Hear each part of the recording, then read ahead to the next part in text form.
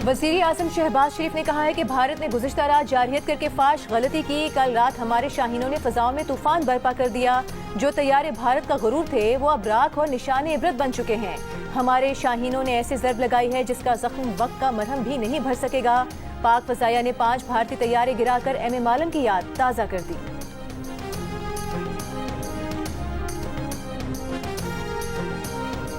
Rafale तैयारे बनाने वाले मुल्क फ्रांस ने पाक फ़ज़ाइया की जानिब से एक भारतीय रफाल तैयारा मार गिराने की तस्दीक कर दी। अमरीकी टीवी के मुताबिक ये बात आला फ्रांसीसी इंटेलिजेंस एहलकार ने बताई। तारीख में पहला मौका है कि फ्रांसीसी साख्ता जदीद जंगी तैयारे को किसी लड़ाई में नुकसान पहुंचा हो। पाकिस्तान का भारतीय हमले पर शदीद एहतजाज। भारतीय नाज़िमुल उमूर दफ्तर खारिजा तलब। तर्जुमान दफ्तर खारिजा के मुताबिक भारतीय नाज़िमुल उमूर को मुतनब्बे किया गया कि ऐसे लापरवाह भारतीय रवैये से इलाकाई अमन और इस्तेहकाम को संगीन खतरा लाहक है। भारत की जारहियत की खुली कार्रवाई पाकिस्तान की खुद मुख्तारी की सरीहन खिलाफ वर्जी है। भारत के इक़दाम अक़वाम मुत्तहिदा के चार्टर और बैनुल अक़वामी क़वानीन के मुनाफ़ी हैं।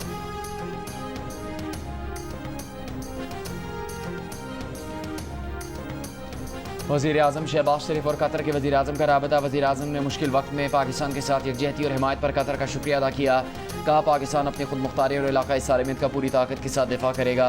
पहलगाम वाक़े के बाद भारतीय इल्ज़ामात की गैर जानिबदार और शफ़ाफ़ बैनुल-अक़वामी तहक़ीक़ात की पेशकश की थी, लेकिन भारत ने जारहियत का ख़तरनाक रास्ता चुना। कतर के वज़ीर आज़म का कीमती जानों के ज़िया पर इज़हार अफसोस। कहा कतर खित्ते में मौजूद कशीदगी को कम करने के लिए अपना किरदार अदा करना चाहता है।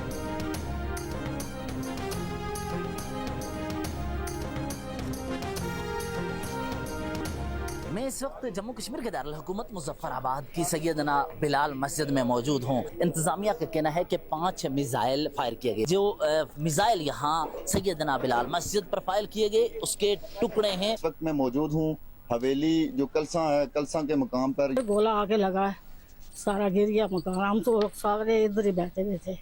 जो इमारत है इसको जब हिट किया गया तो सबसे टॉप फ्लोर थी जिसकी जानिब हम जा रहे हैं। वहाँ पर कुछ तालिबान थे, एक बच्ची 19 साल की लड़की और एक 11 साल का बच्चा जो यहाँ पर मौजूद थे और वो इस हमले में जो है वो शहीद हुए। जी मुरीद के में जिस मस्जिद को भारतीय फौज ने निशाना बनाया था, हम इस वक्त उस मस्जिद के पास पहुंच चुके हैं। ये देखें, ये मस्जिद का वो हिस्सा है जहाँ सबसे पहला मिसाइल यहाँ पे गिरा और जो 3 शहीद हुए वो भी यहीं पे रह रहे थे। रात गए एक बुज़लाना कार्रवाई की गई भावलपुर के इलाके में। 13 अफराद जो हैं वो शहीद हुए, जिनमें से 10 अफराद का ताल्लुक एक ही खानदान से है। छोटे छोटे 3 साल के बच्चों को मारने के बाद इंडिया दावा कर रहा है कि हमने दहशतगर्द मारे। सानू तो डर नहीं लगता, कोई भी साड़ा दिल करता कि जान, लेकिन सानू साडी आर्मी नहीं जान देंदी। सानू इजाजत दे ही जनाब जीरो लैन ते जान तैयार।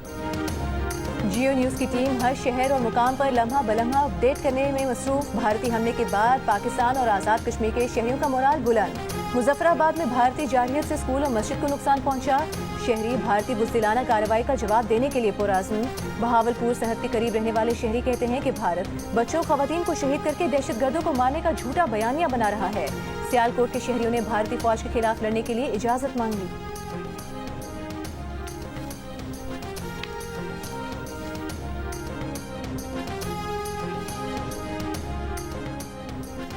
भारतीय मिसाइल हमले में शहीद 13 अफराद की नमाज जनाजा ड्राइंग स्टेडियम बहावलपुर में अदा। शहरियों की बड़ी तादाद की में शिरकत। मुजफ्फराबाद में भारतीय हमलों में शहीद होने वाले 80 साल मोहम्मद याकूब और नकियाल में भारतीय फौज की गोलाबारी से शहीद बहन भाई की नमाज जनाजा अदा कर दी गई।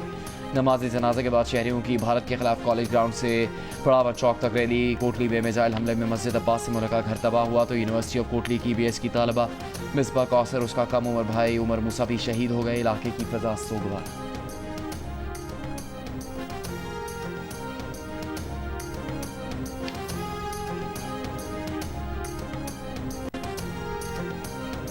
विफाकी वज़ीर दाखिला मोहसिन नकवी से अमरीका के कायम मुकाम सफ़ीर नेटली बेकर की मुलाकात। भारत के हमले के बाद पैदा होने वाली सूरत हाल पर तबादला ख्याल।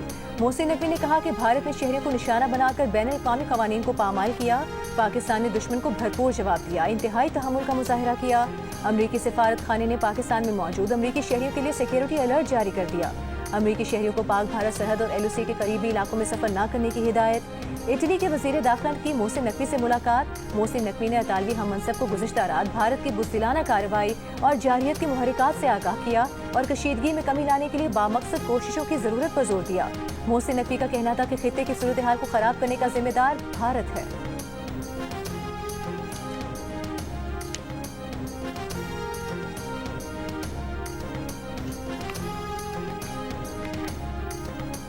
بھارت کے بزدلانہ حملوں پر پاک فوج سے اظہار یکجہتی کے لیے مختلف شہروں میں ریلیاں. اسلام آباد میں پاکستان سویٹ ہوم کے بچوں کا ڈی چوک میں پاک فوج سے یکجہتی کے لیے مظاہرہ. فیصل آباد میں جماعت اسلامی کے تحت پاکستان زندہ باد کی ریلی. ہٹیا بالا اور 8 مقام پر بھی پاک فوج سے اظہار یکجہتی کے لیے ریلیاں نکالی گئیں. چارسدہ میں بھارتی جارحیت کے خلاف متحدہ شاپ کیپرز فیڈریشن کا احتجاجی مظاہرہ. نواب شاہ میں ایکس سروس مین ایسوسی ایشن کی پاک فوج کی حمایت میں ریلی.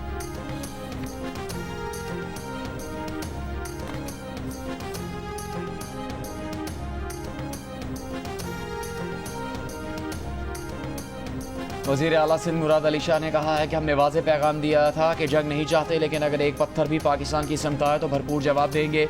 بھارت نے رات کی تاریکی میں حملہ کیا، ہماری فوج نے بھرپور جواب دیا. کراچی پریس کلب پر مظاہرے سے خطاب کرتے ہوئے کہا کہ بھارت اگر میلی نظر پاک سرزمین پر رکھے گا تو آنکھیں نوچ لیں گے. ANP کے رہنما شاہی سید نے کہا رات کے اندھیرے میں حملہ کرنا بھارت کی کمزرفی ہے. مودی انسانیت کا دشمن ہے. اس ملک کی بقا کے لیے ہم سب حاضر ہیں. امیر جماعت اسلامی کراچی منم ظفر کا کہنا تھا کہ آج کی ریلی بھارتی فوج اور مودی کو کھلا پیغام ہے.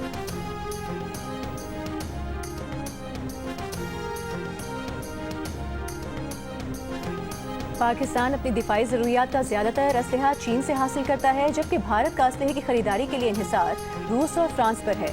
پاکستان کو امریکہ بالکل اسلحہ نہیں دیتا، جبکہ بھارت اپنی ضروریات کا 10% امریکہ اور 13% اسرائیل سے اسلحہ حاصل کرتا ہے. امریکی اخبار نیو یارک ٹائمز کی رپورٹ کے مطابق 2020 سے 2024 کے دوران پاکستان نے اپنی ضرورت کا 81% اسلحہ چین سے حاصل کیا، فرانس سے 7%، نیدرلینڈ سے 6% اسلحہ حاصل کیا. دوسری جانب بھارت نے 2020 سے 2024 کے دوران خریدے گئے جنگی ساز و سامان کا 36% روس اور 33% فرانس سے حاصل کیا، 13% اسرائیل سے اور 10% امریکہ سے حاصل کیا.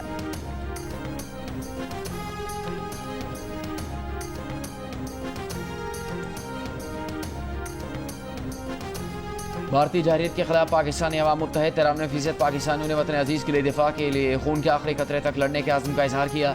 گیلپ پاکستان نے نیا سروے جاری کر دیا. سروے میں بھارت سے کشیدگی کے باوجود 72% پاکستانیوں نے امن کی بھی بات کی، جنگ کو نقصان دہ قرار دیتے ہوئے بچنے کا مشورہ دیا. البتہ 27% جنگ کی حمایت کرتے دکھائی دیے.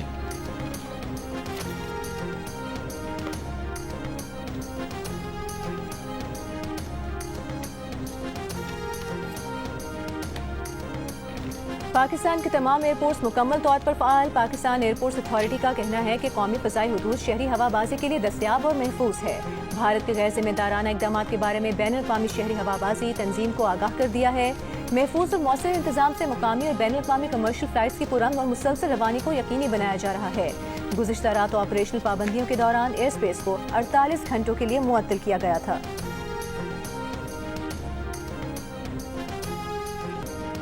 وزیر خزانہ محمد اورنگزیب کی زیر صدارت ہنگامی اجلاس مالیاتی مارکیٹ کے تسلسل اور قومی اقتصادی سلامتی کا جائزہ لیا. اجلاس میں بھارتی جارحیت کے بعد کشیدگی کے پیش نظر ماحولیاتی صورتحال کا جائزہ لیا گیا. اجلاس میں مالیاتی اور متعلقہ شعبوں میں کاروباری سرگرمیوں کے تسلسل کو یقینی بنانے کے عزم کا اعادہ. وزیر خزانہ محمد اورنگزیب کا کہنا ہے کہ پاکستان کا مالیاتی نظام مکمل طور پر محفوظ اور مستحکم ہے. تمام متعلقہ ادارے باہمی تعاون سے ملکی معیشت کی حفاظت یقینی بنا رہے ہیں.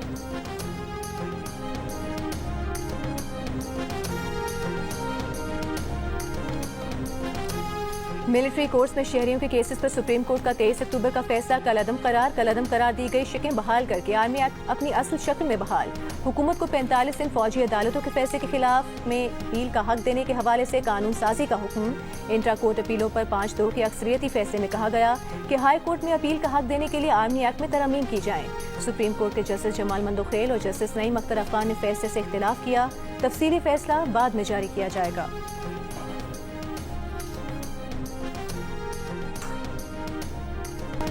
اور army chief general Syed Asim Munir کا ہیڈ کوارٹرز کا دورہ. Air chief marshal Zaheer Ahmed Babar Sidhu سے گرمجوشی سے استقبال کیا.